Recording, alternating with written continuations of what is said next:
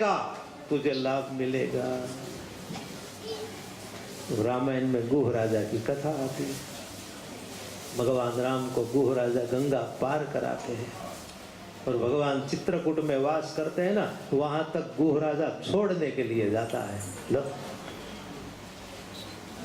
शिव जी की ऐसे भी पूजा अनायास हो जाए तो भी शिव जी राजी हो जाते हैं। तो प्रेम से पूजा करे तो कितने राजी हो जाते हैं। ऐसे ही शंकर भगवान शिव नाम जो उचारे सब पाप दोष टारे, ब्रह्मा नंदना विसारे, बोले तेरी जटा में बहती है गंगा धारा। गाने के लिए तो बहुत भजन, लेकिन गाते रहेंगे ना तो कथा कम हो जाती है, क्योंकि 1 घंटा का टाइम मिला, मैं इसमें क्या करूं। इंडिया में तो 2 टाइम कथा चलती है, सुबह में 3 घंटा, दोपहर के बाद 3 घंटा, तब ये कथा पूरी होती है। पूरा समय चाहिए भाई। तो एक महात्म्य भी बताया है, अंत में ये कह दूं शिव कथा का महात्म्य। बिंदुक नाम का एक ब्राह्मण था, अधर्मी था, पापी था, दुराचारी था। बिंदुक ऐसे अधर्म में जीते जीते मर गया। बिंदुक की पत्नी है, उसका नाम चंचुला। चंचुला भी अपने पति के साथ रहकर वो भी अधर्मी हो गई थी। कुछ घर में ऐसा होता है, पुरुष अधर्मी हो जाता है ना तो स्त्री भी अधर्मी हो जाती है, और कुछ घर में स्त्री धर्मवान होती है ना तो वो अपने पति को धर्म के मार्ग पर ला देती है। ऐसा मत करो, भगवान का भजन करो, धन कमाओ, सच्चा धन कमाओ, नीति से रहो, धर्म से रहो। संचुला वो भी अधर्म के मार्ग पर चली थी। शॉर्ट में कथा कहता हूँ, शिव पुराण के महात्म्य की एक कथा है। शिवलिंग के प्रागट्य का तो आपको दर्शन करा दिया। तो संचुला अंतकाल में बहुत दुखी होती है, ऐसी कथा है। उसके बच्चे उसको दुख देने लगे। देखो, परिवार में हम अधर्म आएगा, अनीति का धन आएगा तो हमारे बच्चे भी अच्छे नहीं होंगे, प्रजा भी हमारी बिगड़ जाती है, हमारे संतानों द्वारा हमें सुख और शांति नहीं मिलती है। इसलिए हम कहते हैं कि सच्चा धन कमाए, सच्चाई से जिए, धर्म से जिए, थोड़ा मिल जाए, थोड़े में आनंद मिल जाएगा।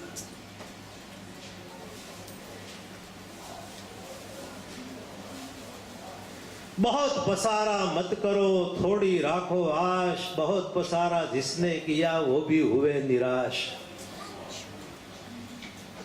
रावण, सिकंदर आदि चले गए, कोई शांति पाकर नहीं गए। संचुला एक बार शिव मंदिर में गई है। शिव मंदिर में जहां गई, शिव जी का दर्शन किया तो शिव मंदिर में शिव कथा चल रही थी। संचुला थोड़ी देर के लिए बैठी, हो इतनी सुंदर कथा।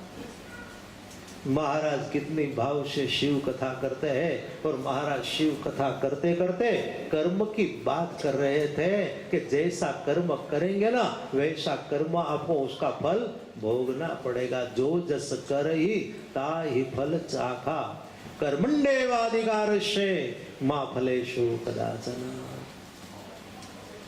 इसलिए बुरा कर्म मत करो। महाराज कर्म की बात कर रहे थे। 3 प्रकार के कर्म होते हैं, गीता में आता है, प्रारब्ध कर्म, क्रियमाण कर्म, संचित कर्म। मैं तो गीता पर भी कथा कर सकता हूँ, ऐसा नहीं। शिव पुराण, रामायण, भागवत, भगवत गीता, महाभारत पर भी कथा होती है। लो, तो संचुला रोने लगी।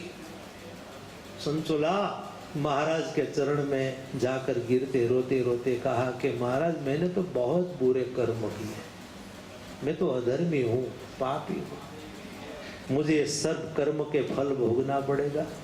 तो रोती है। महाराज ने कहा बेटी धैर्य धरो, कितने भी तूने बुरे कर्म किए हैं, पाप किया है, लेकिन एक ही सहारा है, भगवान शिव। बेटी शिव चरण में चली जा, सदैव शिव पूजा कर, कुछ न बोलना आए, ओम नमः शिवाय, ओम नमः शिवाय, ओम नमः शिवाय, ओम नमः शिवाय बोलते बोलते शिवलिंग पर एक जल का लोटा चढ़ा देना बेटी। शिव जी प्रसन्न हो जाएंगे, राजी हो जाएंगे, तेरे मन को शांति मिल जाएगी। और बेटी हो सके तो मंत्र जप कर, और उनसे भी हो सके तो शिव कथा सुन। संचुला में भक्ति आ गई, धीरे धीरे शिव पूजा करने लगी, शिव मंत्र जप करने लगी, शिव कथा सुनने लगी। अब तो ललाट में भस्म लगाती है, गले में रुद्राक्ष की माला पहनती है, एक साध्वी हो गई संचुला, शिव भक्त हो गई। अंतकाल में ओम नमः शिवाय, ओम नमः शिवाय, ओम नमः शिवाय ऐसा मंत्र जप करते करते संचुला मर गई। शंकर भगवान के पार्षद उसको लेने आए और संचुला गई कैलाश में, जहां सदैव आनंद और उल्लास है, इसका नाम कैलाश है। भगवान भोले बाबा अपने स्थान पर विराजमान है, उसका तेजस्वी और दिदीप्यमान भगवान शिव जी का रूप देखकर संचुला गिर पड़ी, आंख में से प्रेम के अश्रु बहने लगे। भोले बाबा और पार्वती मैया का दर्शन किया है। पार्वती मैया ने स्वीकार किया कि बेटी यहाँ जा, यहाँ जा। पार्वती मैया ने संचुला के माथे पर हाथ रखा, आशीर्वाद दिया। संचुला रोती रोती कहती है कि माँ तुम्हारे धाम में मैं आई हूँ, अब मुझे यहाँ ही रखना, अब मुझे दूसरा जन्म नहीं लेना है। बेटी तो कैलाश धाम में आई है, और जो कैलाश धाम में आ जाता है ना, वो तो जन्म और मृत्यु के बंधन से मुक्त हो जाते हैं। माँ मेरे कर्म जो बाकी है वो कर्म भी बेटी अब नहीं भोगना पड़ेगा, क्योंकि मेरे धाम में तू आ गई, तू कर्म से मुक्त हो गई, अब तू मेरी प्यारी दासी बन जा। जैसे मेरी प्यारी दासी जया, विजया आदि है ना, ऐसे तू मेरी प्यारी दासी संचुला यहाँ बन के रह। संचुला सदैव पार्वती मैया के चरण की सेवा करती है। पार्वती मैया को ऐसे हाथ में पंखा लेकर हवा डालती है। माँ की सब सेवा करते करते एक बार संचुला रोने लगी। शॉर्ट में कह देता हूँ, टाइम हो गया है, माफ करना। संचुला ने रोते रोते कहा कि माँ मुझे तो तुम्हारी कृपा से और मेरे प्रभु भोले बाबा की कृपा से कैलाश धाम मिला, लेकिन माँ मेरे पति का क्या हुआ होगा? आज मेरा पति मुझे याद आता है, उसने तो कितने पूरे कर्म किए हैं, वो तो अधर्मी थे, पापी थे, उसकी क्या स्थिति होगी? तो पार्वती ने कहा बेटा उसकी चिंता नहीं करना, लेकिन तेरा पति है वो प्रेत बना है। विंध्याचल पर्वत में वो प्रेत बनकर भटक रहा है। बिंदुक अपने बुरे कर्म के वजह से प्रेत बना था, और जो भूत प्रेत होते हैं ना, उसको बहुत दुखी होना पड़ता है। संचुला और रोने लगी कि मेरे पति को प्रेत योनि में से मुक्ति कैसे मिले? बेटा उसकी मुक्ति मैं कराऊंगी, तो शांत होना रहा। अंत में पार्वती जी तुम्बुरु नाम का गंधर्व है, उसको बुलाते हैं। पार्वती जी ने तुम्बुरु नाम का गंधर्व को कहा कि अपने साथ 5 सहाय को लेके विंध्याचल पर्वत पर तू जा। तुम्बुरु कहता मैं वहां जाके क्या करूं? अरे वहां जाकर तू शिव कथा का गान करना। विंध्याचल पर्वत पर शिव कथा का गान कर, और वो शिव कथा सुनने के लिए जो प्रेत है ना, बिंदुक नाम का ब्राह्मण जो प्रेत बना हुआ है वो आएगा और उसको कथा सुनाना। तुम्बुरु नाम का गंधर्व विंध्याचल पर्वत पर गया है, शिव कथा का गान करने लगा। शिव कथा सुनने के लिए ऋषि मुनि साधु संत भक्त लोग सब आने लगे, लेकिन वो बिंदुक पिशाच नहीं आता है। पर्वत की गुफाओं में भटकता है, इधर उधर दौड़ता है, लेकिन कथा में नहीं आता। कुछ लोग को कथा में रुचि ही नहीं होती। भोजन में रुचि है, भजन में नहीं।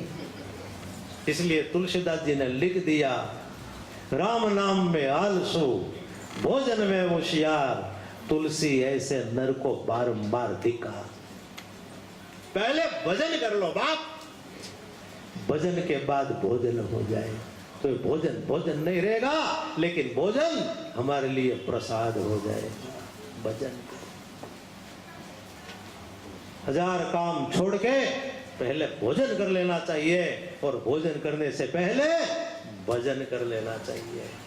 जैसे हमें भोजन की भूख लगती है, वैसे हमें सदैव भजन की भूख लगनी चाहिए। लगती है भजन की भूख, भोजन की भूख लगती है। दोपहर होता है जल्दी खाना मिल जाए, जल्दी खा लो, रात होती है जल्दी खा लो, भजन की भूख लगती है। ऐसा कोई कहेगा लो ना, एक घड़ी के लिए, आधा घड़ी के लिए प्रभु का भजन कर लो, सुंदरकांड का पाठ कर लो, प्रभु नाम ले लो। भजन की भूख होनी चाहिए। मैं तो इतना कहूंगा कि परिवार में आप ऐसी भावना रखो कि परिवार में तुम जितने लोग हो, 4 लोग 5 लोग जितने हो, लेकिन भजन और भोजन साथ में करो।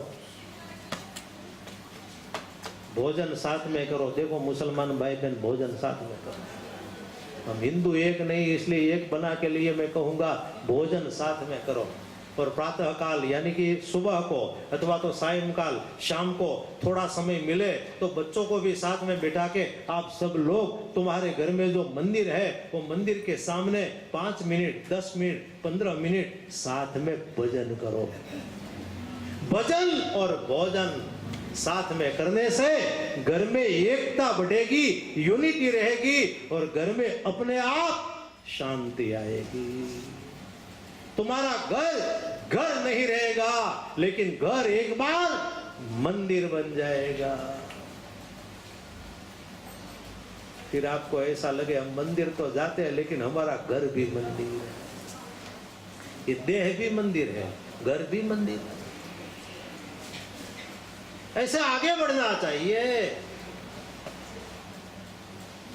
कथा का 1 दिन हुआ, 2 दिन हुआ, लेकिन बिंदुक नाम का पिशाच कथा सुनने आता नहीं है। तुम्बुरु नाम का गंधर्व अपने 2 सहायक को कहता है कि जाओ उसको पकड़ के आओ। तुम्बुरु नाम का गंधर्व की बात सुन के 2 सहायक गए पर्वत की गुफा में। बिंदुक नाम का पिशाच जो बैठा था उसको पकड़ा, पकड़ के रस्सी से बांधा, रस्सी से बांध के उसको खिंचा, चल। पिशाच रोने लगा, कहाँ ले जाता रे? तुझे कथा में ले जाना है, तेरे लिए यहाँ कथा शुरू हुई है, 2 दिन हो गया और तू यहाँ नहीं आता है। पकड़ के लाया लो, और पकड़ के लाकर कथा का प्रारंभ हुआ तो कथा के प्रांगण में, कथा के क्षेत्र में सब श्रोता बैठे थे। सभी से आगे उसको बैठाया व्यासपीठ के सामने, बैठ। अब पिशाच को हुआ कि अब यहां से भाग नहीं सकूंगा, अब तो जबरदस्ती से बिठा दिया, अब क्या करूं? और बांध दिया था उसको, हाथ पैर दोनों बांध दिए। उसको कथा नहीं सुननी है, उसको कथा में इंटरेस्ट नहीं है, लेकिन चुपचाप बैठा है। कुछ लोग आते हैं तो कथा में रस नहीं, तो ऐसा ही बैठते हैं, कब कथा पूरी हो जाए, कब हम घर जाए। लेकिन कथा सुनेंगे तो धीरे धीरे रस आएगा। जैसे सुनते रहेंगे तो रस आएगा। ऐसे यहाँ बिंदुक पिशाच कथा सुनने लगा। 1 संहिता, दूसरी संहिता, तीसरी संहिता सुनता है तो अब बिंदु को रस लगा, वो इतनी कथा सुनता है, इस कथा में तो मुझे शांति मिल रही है, इस कथा से तो मुझे ऐसा लगता है कि मैं पाप से मुक्त हो रहा हूँ, भय से मुक्त हो रहा हूँ, मेरे मन में कोई खेद नहीं, अब शांति। अब कथा सुनते सुनते वो बोलने लगा, ओम नमः शिवाय, ओम नमः शिवाय, ओम नमः शिवाय, ओम नमः शिवाय। तब तुम्बुरु नाम का गंधर्व कहता है 2 सहायक को, अब उसको रस्सी के बंधन से मुक्त कर दो, अब वो भागेगा नहीं, जाएगा नहीं, यहाँ ही बैठेगा। अपनी मस्ती में फिर बिंदुक पिशाच बैठा है, कथा सुनता है। दूसरे दिन तो कथा शुरू होती है ना, उनसे पहले आ जाता है। जिसको कथा का इंटरेस्ट है ना, वो कथा शुरू होती है, उनसे पहले आ जाते हैं। कथा पूर्ण होती है, सब श्रोता चले जाते हैं, अंत में बिंदु पिशाच जाता है। अंतिम दिन कथा जब शिव कथा पूर्ण होती है तो वहाँ बिंदु पिशाच की मौत हो जाती है और उसके शरीर में से आत्मा का पुंजा कैलाश धाम में चला जाता है। और भगवान शिव के चरण में ये पिशाच गया, शिव चरण में प्रणाम किया, हर हर महादेव शंभो कहते कहते शिव चरण में वो आंसू बहाने लगा। शंकर भगवान ने कहा, बिंदु अब तू कैलाश धाम में रहेगा, क्योंकि कई सालों से तेरी पत्नी है सुनचुला, ये तेरी प्रतीक्षा कर रही है, तो अब तू यहाँ रहना, अब तू मेरा प्यारा गण बन जाएगा। जैसे भृंगी, श्रृंगी, नंदी आदि गण है ना, ऐसे तू मेरा प्यारा गण बन जा। तो ये पिशाच शंकर भगवान का गण बन गया है। ऐसा भगवान शिव दयालु है, कृपालु है, वो करुणालय वरुणालय सब पर कृपा करने वाले हैं। शिव चरण में जाने से हमें सुख मिलता है, इस लोक में सुख मिलेगा, परलोक में मुक्ति मिल जाएगी। इसलिए शिव नाम का अर्थ शी यानी सुख देने वाला, वह यानी मुक्ति देने वाला, वो तो औढ़रदानी है। औढ़रदानी शब्द का अर्थ है जितना मांगो इतना देंगे, वो इतना। बखान क्या करूं मैं राखों के ढेर का, बखान क्या करूं मैं राखों के ढेर का, सबकी बबूत में खजाना कुबेर का। बखान क्या करूं मैं राखों के ढेर का, बखान क्या करूं मैं राखों के ढेर का, सबकी बबूत में खजाना कुबेर का। हे गंगाधर मुक्ति द्वार ओमकार तू, हे गंगाधर मुक्ति द्वार ओमकार तू, आयो शरण तिहारे प्रभु तार तार तू, आयो शरण तिहारे प्रभु तार तार तू।